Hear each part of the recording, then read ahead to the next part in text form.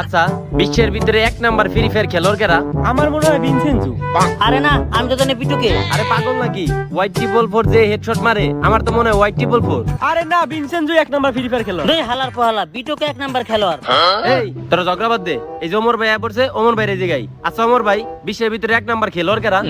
আমার জানা মতে বিশ্বের ভিতরে 1 নাম্বার খেলোয়াড় হলো একজনই, যার খেলা একদম মারাত্মক, যার স্কিলস আর মুভমেন্ট কেউ ধরতে পারে না, যে একাই 4 জন 5 জন রে কাইট করে লায়। অনেক বড় বড় খেলোয়াড়রাও তার খেলার কাছে হাইরা যায়, যার খেলা দেখার জন্য লাখ লাখ পোলাপান অপেক্ষা করে থাকে। সে হইলো আমার ইন্সপিরেশন আর আমার প্রিয় খেলোয়াড়। কিন্তু ভাই কে সে? তার নাম কি? তার নাম হইলো জনি সিন্স। কেমনটা লাগে? আরে আমরা তো এই জায়গায় ফ্রি ফায়ারের নাম্বার 1 প্লেয়ারের কথা কইতেছি।